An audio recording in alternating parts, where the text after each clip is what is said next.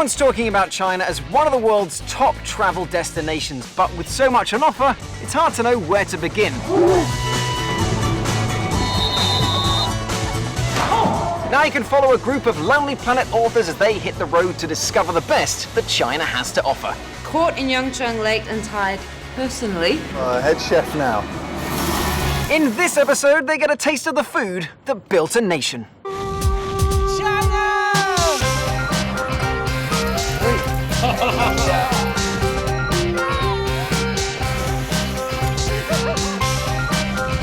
Oh, right on the nipples.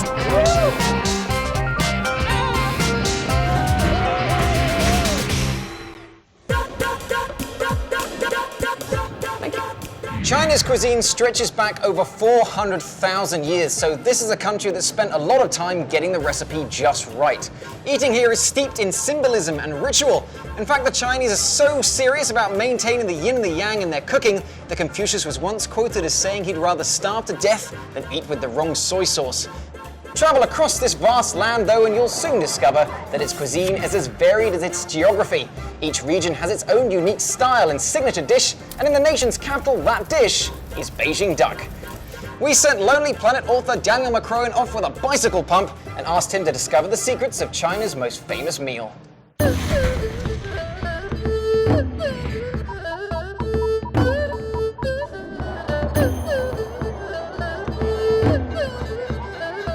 I'm heading towards the Tianmen branch of Quanjude.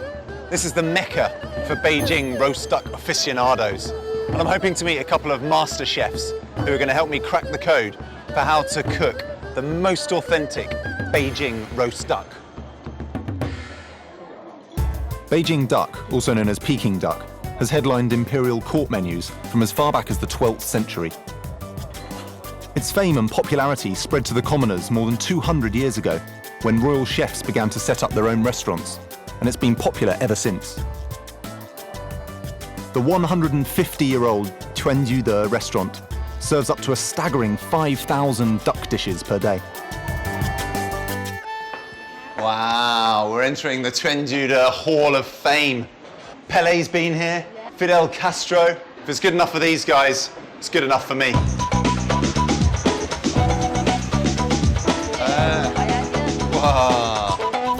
At the heart of every Beijing duck restaurant is a wood fire oven. They're crucial to give the duck its unique taste and texture. When the government threatened to ban all wood fire ovens during the 2008 Beijing Olympics to help reduce smog in the city, it caused a huge uproar from duck restaurants. To find out how to roast a whole duck in one of these, I'm meeting up with the restaurant's master chef, Chef Zhang. Hello, ni hao, ni hao. How long have you been roasting ducks at Quanjude? 31年了。 31年了. Wow, 31 years he's been here as a chef. This is the master. Well, let's go roast some ducks. Wow. Ducks are already prepared. I've heard that the skin is very important on the ducks, so in order to make them really, really crispy, people used to blow into them. I brought something which might be able to help for this. He's going to love this. I brought a bicycle bump. We can just fix this on to the bottom here, and then. 现在不用，现在不用了。我们有制作好的鸭皮。已经准备好了是吧? Okay, they've already prepared it, so there's no need. The process of preparing a duck is no simple operation. Through a small hole, the ducks have to be blown up like a balloon and massaged until the skin is separated from the body. The chefs then baste the duck with hot water to tighten and crisp the skin. What's really the secret recipe? 不用调料，不用。不用，我们这 You 是 don't 最 use 原 any 始、 spices at all. 最原始、最天然的风味。为什么用这个? 我加糖的糖稀。 Oh, they just use this because it looks good to make the colour of the duck that kind of lovely golden colour. Every bit of flavour is just pure duck. The ovens used by these chefs today are the originals from 1864, when this restaurant first opened. For fuel, they use Chinese date, peach or pear wood to give the duck a subtle fruity flavour. This is where the action really begins. This is where ordinary ducks become Peking roast duck. 先给你做一个示范。 Okay, we're going to try and put the duck in the oven. Apparently this is something that only skilled chefs can do, but I'm going to give it a go. Look at this. Use the jousting rod. 把这个鸭子。It's too long. It doesn't fit in the mouth of the oven. So the duck's got to fly into the oven. Wow. Well, shisha. Oh, that's pretty heavy. It's a lot heavier than you think. And the pole's really hot. Right, now I've got to fly it in at an angle so it gets in this quite small oven now. Let's see if we can do this. Okay, I don't think he's very happy with that. Ruined his fire. Okay, I've messed up this duck already. So it's kind of burnt, it's singed the leg of the duck. 1, 2, 3. Hey. Okay, I just completely knocked the duck off the hook there, and it's landed in the embers of the oven. But Master Chef saved it. So these are all the ones that are done. He puts them over the fire just to give them an even roasting, because obviously some parts of the oven are slightly different heat to the others. Looking at these Master Chefs in action, it's like they're dancing, doing the roast duck tango. 跳舞跳得很好，知道吗？啊，我不但会跳舞，我们还有集团的团歌呢。真的吗？哎，我是个这叫北京味儿的。会唱吗？哎，这叫会唱。你唱一下吗？一路百年的火，铸成了全聚德。天下第一楼，改变全中国。太好了。Well, I don't think I can wait 100 years for a roast duck. 一般的不用等100年是吧？1个小时就好。1个小时。1个小时好。We only have to wait an hour for these to roast. Thank God, because I am starving. Beijing duck is traditionally carved in front of diners and served in 3 stages. First, the skin is served, dipped in sugar and then garlic sauce. The final step's my favourite, wrapping the duck skin and meat in pancakes with scallions and sweet bean sauce. Oh, look at this. The duck has arrived. I'm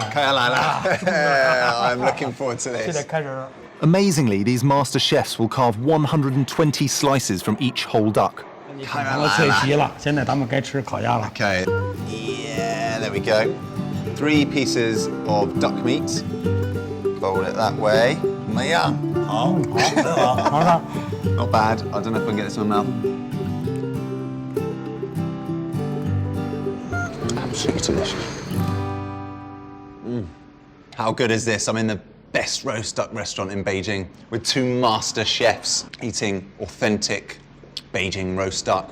一路百年的火，铸成了全聚德。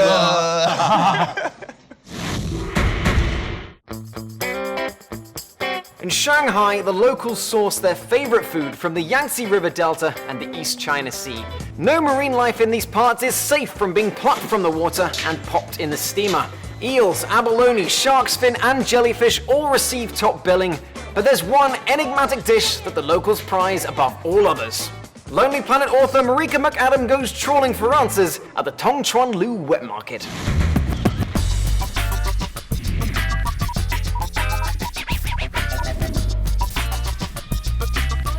Paris has foie gras, Moscow has caviar, and if you ask any self-respecting Shanghainese what their ultimate taste sensation is, they'd say da jia zie, hairy crab.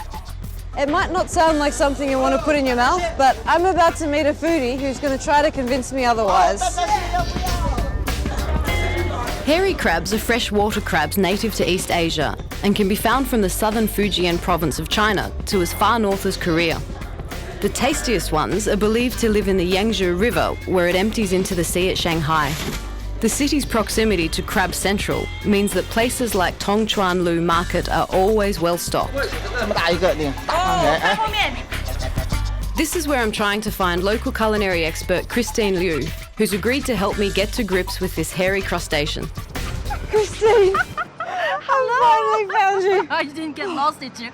Well, it's hard to find you at a crab shop in a city full of crab shops. Yeah. But nice to meet you. What makes you a hairy crab lady? Not the hairy crab lady. I just love food and I'm passionate about cooking. Well, you'll be surprised to hear this, but I have never had a hairy crab. Then you never lived. The tradition of eating hairy crabs is believed to have started as far back as the Western Zhou dynasty more than 2,000 years ago. Today, a single crab can cost more than $50 US. But the hefty price tag doesn't seem to stop the Shanghainese from feasting on them during the autumn crab season. This is my local supplier. Ah, and here are the local crabs. Yes. Can you tell me why it's so special? 主要的是鲜，口味鲜甜。For Chinese, we say it's very sweet taste. Is there anything that we can tell from the color? Yes, on top here it's always green, and if you got a nice dark green, this is good crab. Okay. Yep. Now you look at this cover here. If you see a very pointed one, this pointed here, Yeah. it's a male. All right. The other thing you can tell it's a male. They always have hairy legs. Hairier than Yeah. women. Female, you know, they shave the legs, so they all have hair on the legs. Okay. Hairy crabs spend most of their life in freshwater, but they head for the ocean to breed in late summer. Females develop a creamy, soft roe in their bodies and fetch a higher price at markets. Now look at it. This is a female. Can you tell? Because there's no pointy bit. No it's pointy just round. bit. It's a nice round one, and they usually, because they have so full of eggs, here it's thicker. This is it's a bulge there. Yes. And there's less hair on her. Are these the best hairy crabs there are? Okay, now these are from Taihu. Hairy crabs can come from a couple of areas. The best one are from Yangchenghu. So the only guarantee of getting real Yangchenghu hairy crabs is to pull them out of the lake yourself. Correct. 2 hours out of Shanghai, Yangcheng Lake is considered the hairy crab equivalent of the Champagne district in France. It's estimated that up to 15 million hairy crabs crawl across the lakebed during harvesting season. The clean water and shallow depth means sunlight helps grow the seaweed that these prized crustaceans feed on. Mr. Young, thank you so much for meeting with me. 欢迎你到阳澄湖来。 I have been tasked to get hairy crabs straight from the source at Yangcheng Lake, so who better to meet with than the head of the Hairy Crab Association? 我会带你挑选最好的阳澄湖大闸蟹，然后你带回上海。谢谢. The harvest starts in late September, allowing the crabs to grow to maximum size. 现在他们两个人在做蟹。 Traditionally, fishermen would attract the crabs into their nets with a bright lamp, but these days a simple bait-filled net is used. Yangcheng Lake's hairy crabs are so revered in China that counterfeiters have been caught selling pricey imitations at market. Local producers now laser tag every single crab they catch. So you're tagging it so purchasers know that it's a real Yangcheng Lake crab. 那么接下来呢，就是把那个螃蟹要用绳子把它捆扎起来。 Can I take this one? Okay, so how do we do this? 先这样两边把它压紧。这样子一个呢，防止它不要过分活动，又不能让它过分的动，就是使它呢既能活着，保持它的生命活力。OK。 There you have it. Caught in Yangcheng Lake and tagged and tied personally.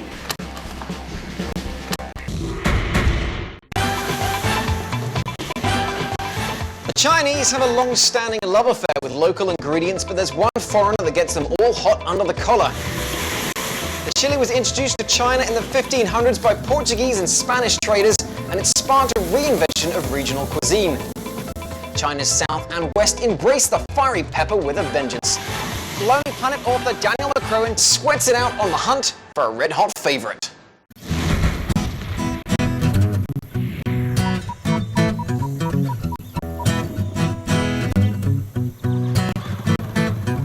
I've arrived in the village of Shaoshan, the birthplace of Chairman Mao no less, as well as being the founder of the People's Republic of China and the most famous guy in China's modern history. Mao was also a lover of food. I'm here to find out about some of the dishes that made the man tick. Hunan province has a reputation of cooking up some of China's spiciest cuisine, and even rivals the fiery palate of Sichuan dishes. Hunan's best-known resident, Chairman Mao, used to say the more chilies you eat, the more revolutionary you become. Mao 叔叔是吧？I'm Daniel. 欢迎你，欢迎你。 Ming Jun's family lived next to Mao Zedong for more than 20 years. He's offered to give me some insight into the life of the former communist leader. 这个就是我的家里。这是你的家？哎，我家就是说。挺大的。哎，这对面就是毛主席故居。这个是毛泽东的家。哎，毛泽东故居。哇，那么近是吧？对。 Though Mao's legacy is not untainted, The local Chinese often show a deep respect when confronted with his image. Mao's home was a mass pilgrimage site in the 60s and 70s, and it's estimated that over 40 million people have visited Shaoshan for a glimpse of his birthplace. Looks like the kitchen. So was this where he used to make Hongqiao Rou? 这他们做Hongqiao Rou是吧？家里要是办喜事儿，或者是办丧事，就要搞红烧肉，用那个大锅来炒。Okay, so if they had guests around, they would cook Mao's favourite dish, Hongqiao Rou, in the big pots, serve it up to the families that came. We have an inscription down here. It was by the side of the kitchen that Mao Zedong had gathered the whole family together for meetings. He encouraged them to devote themselves to the cause of liberation and the Chinese people. So this is where it all happened, in the kitchen. To ensure he had a regular supply of Hongqiao Rou, Chairman Mao travelled with a Hunanese chef who could correctly prepare his favourite dish. Ming Jun's family opened their first Mao-inspired restaurant more than 10 years ago, based on the former leader's preferred Hunanese recipes. Well, look at all the Mao memorabilia. Cooking the recipes that appeal to Chairman Mao has become so popular, there are now over 100 Mao family restaurants spread across China. Ming Jun's mother, Madame Tang Ruiren, developed her early culinary skills on some of Chairman Mao's favourite dishes. Many are old village recipes handed down through generations. 毛主席在家的时候，他是都是这种的，很小就喜欢吃尝尝。 So this is smelly tofu, chou tofu. Mao Zedong apparently used to say that this is very smelly, but tastes really nice. Still very fragrant though. I think Chairman Mao was right. Smelly but tasty. Hunan cuisine relies on a contrast of flavours, like spicy and sour or spicy and sweet.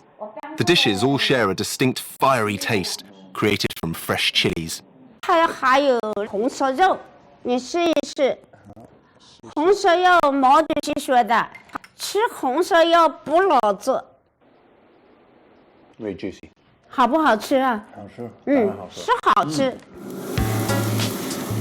Madame Tang suggested I join the chefs in the kitchen to learn the secrets of Hongqiao Rou. 张师傅，你好，你好。So this is where it all happens then. Oh, head chef now. To make Hongqiao Rou, pork belly is traditionally cut into large chunks, with the skin left on to keep the meat succulent.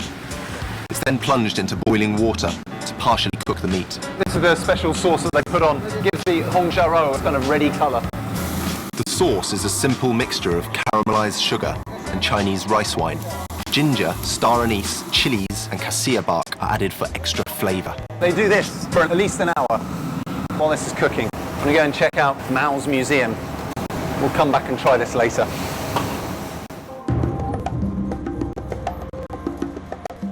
The Mao Relic Museum is spread over 19,000 square metres and contains over 1,000 of Chairman Mao's personal artefacts. This is apparently a giant replica of the seal that he used to use on his official letters. Apparently it's priceless. No detail is spared. On display are Chairman Mao's old manuscripts and even his worn-out old toothbrushes and cigarette tins. This is Chairman Mao's favourite bathrobe. Apparently it has 73 patches on it and he used it for more than 20 years. Chairman Mao wanted to live a very frugal life, so rather than just buy a new bathrobe, he'd patch it up. Chairman Mao eventually left Shaoshan to go and rule the country, but he came back in 1959, and this is a little mock-up of his homecoming. This reminds me actually, I've got to get back to the village, check out how my Hongqiao Rou, Mao's favourite dish, is getting along. Zhang Shufu, 回来了。 Better put the hat on. 直接把一块一块的摆在这里面。这一块一块。Okay, one piece at a time, with the skin facing upwards. There we go. My very own Hongqiao Rou. I'm going to go and try it out on some other customers. Ni hao, ni hao.